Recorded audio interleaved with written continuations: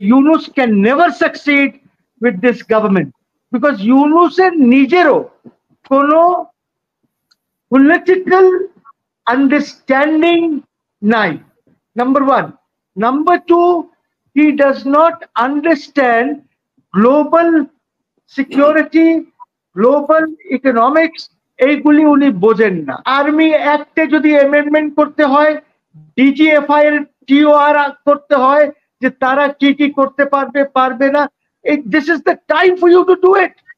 গরম গরম ইসে আপনি স্ট্রাইক করেন, আপনি এগুলি ধান্দাবাজি ওদের বন্ধ করেন। ফর কিলিংস, ফর গুম, ফর আয়নাঘর, এইটার মধ্যে যত ডিজিএফআই হয়েছেন, starting from Mullah Akbar down up to the last man, General Hamid or whoever he was, সবাই ট্রায়াল করতে হবে, বিকজ তারা কিলিং করেছেন, তারা র কে ডিজিএফআই এর অফিসে বসিয়েছেন। আমাদের do we have a foreign policy যে আমরা আমাদের নেবার্সদের সাথে বা সাউথ ইস্ট এশিয়ার সাথে, চাইনা, আমেরিকা, ওদের সাথে আমরা কিভাবে ডিল করব?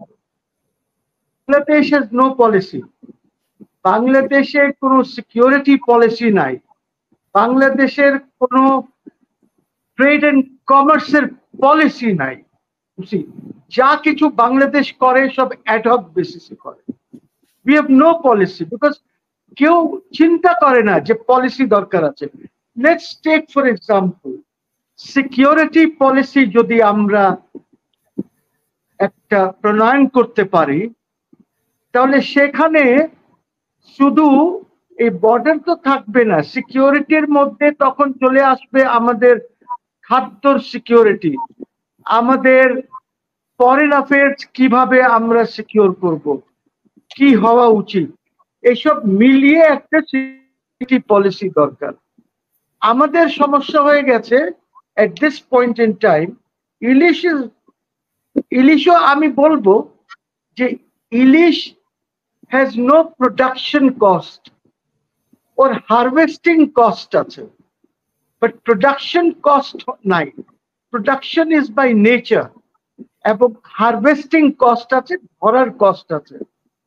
আমরা এই যে 500,000 বা 600,000 টনস আমাদের যে প্রোডাকশন আছে ইলিশের, এই প্রোডাকশন আগে আমরা খাবো না, বাংলাদেশ খাবে না, আমরা রপ্তানি করব কেন?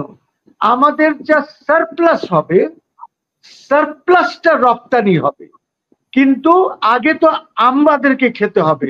আজকে ইলিশের দাম হচ্ছে 1700-1800 টাকা KG, and it goes on to 2300-2400-2500 different areas. Like when I'm selling 1700 টাকার কেজি একটা ইলিশ, সিরাজ 2200-2300 টাকা পার কেজি। কেন এরকম হবে? তো ilish is not the point. Point is যে আমাদের যে প্রোডাকশন আছে, আমরা এক্সপোর্ট করব শুধু এক্সেস প্রোডাকশন। এখন এই যে প্রবলেম দেখা যাচ্ছে বিটুইন দিস অ্যাডভাইজার্স, সমস্যাটা হলো যে আপনি একটি এনজিও সরকার বানিয়েছেন। This is a non political NGO sarkar, এবং এই যারা এনজিওর কাজ করে তারা, ওদের কাজ কি? ওরা একটা প্রজেক্ট বানায়, অথবা তারা খোঁজে যে ইউরোপিয়ান ইউনিয়ন এখন কোন কোন খাতে টাকা দেবে, ওইভাবে তারা একটা প্রজেক্ট বানায়। ওই প্রজেক্টটা নিয়ে তারা এনজিও ব্যুরোতে যায়, ওই টাকাটা সেখান থেকে আসে।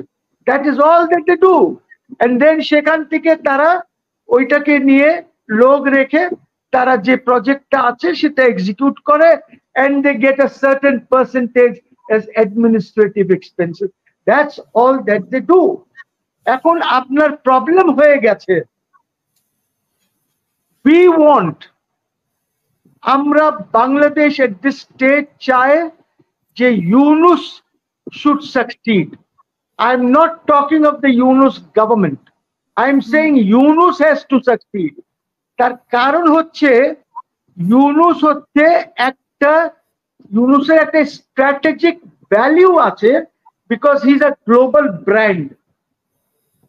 So he has a strategic value for Bangladesh যে হলো যে ইন্ডিয়াকে অনেকটা ঠেকিয়ে রাখতে পারবে because of his global outreach যেটা আছে. So we need Yunus. Yunus government na. Yunus has to succeed. But I'm sorry to say যে Yunus can never succeed with this government because Yunus এর নিজেরও কোনো political understanding নাই. Number one. Number two, he does not understand global security, global economics, এইগুলি উনি বোঝেন না. উনি যেটা বোঝেন, যেটা নিয়ে কাজ করেন, সেটা হলো সোশ্যাল বিজনেস. সোশ্যাল বিজনেস নিয়ে উনি কাজ করছেন. He has got 52 companies এইখানে এবং অনেক যাই হোক I'll not enter into that. ওটা আরেক সময় যদি প্রয়োজন হয় মনে কর তাহলে বলবো. এখন ইমিডিয়েটলি যে জিনিসটা করা, আমাদের এখানে 4টা মিনিস্ট্রিজ আর very important, extremely important for governance. একটা হলো law ministry. Law ministry has so far failed to do anything. তারা একটা লেজিসলেশন বা একটা অর্ডিন্যান্স কিচ্ছু আনতে পারে নাই. তাদের মাথায় এটা নাই যিনি আছেন সেখানে যে আমরা কিভাবে আইসিটি কে আমরা কিভাবে ডিল করব, এই আইসিটি থাকা উচিত কি উচিত না, এইটাকে উনি রেখে দিয়েছেন যে এইখানে হাসিনার ট্রায়াল হবে. Why you better create a law for trying Hasina. আপনি নিউরেমবার্গের যে আইনটা ছিল সেখান থেকে কিছু আপনি নেন, অন্য জায়গার থেকে নিয়ে you try Hasina in a tribunal for fascism, for human rights violation, for killings, for গুম, for আয়না ঘর. এইটার মধ্যে যত ডিজিএফআই হয়েছেন, starting from Molla Akbar down up to the last man general Hamid or whoever he was, সবাই ট্রায়াল করতে হবে বিকজ তারা কিলিং করেছেন. তারা র কে ডিজিএফআই এর অফিসে বসিয়েছেন এবং যারা সেখানে গিয়েছেন, যাদেরকে ডাকা হয়েছে, ওরা বলেছে যে লোকজন ছিল তারা বাঙালি না, ওরা বলেছে. তো এখন প্রশ্ন হচ্ছে what has the law minister done about all this? আরে অ্যাটলিস্ট আর্মি অ্যাক্টে যদি অ্যামেন্ডমেন্ট করতে হয়, ডিজিএফআই এর টিওআর করতে হয় যে তারা কি কি করতে পারবে না. This is the time for you to do it. গরম ইসে আপনি স্ট্রাইক করেন, আপনি এগুলি ঠান্ডাবাজি ওদের বন্ধ করেন. So this is one factor. Second factor যেটা হলো ল তো কিচ্ছু করেন নাই এখন of course my chief justice is working very hard, এর মধ্যে কোনো সন্দেহ নাই. He is very active. উনি দেখেন সব জুডিশিয়াল অফিসারদেরকে ডেকে উনি মিটিং করেছেন এবং উনি সব বলেছেন যে কিভাবে জুডিশিয়ারি চলবে, কিভাবে ইন্ডিপেন্ডেন্স অফ জুডিশিয়ারি হবে. He has given a plan, he is working on that plan. এইটা ইনশাআল্লাহ ইফ হি কন্টিনিউস এটা হয়ে যাবে যদি ওনাকে বাধা না দেওয়া হয়.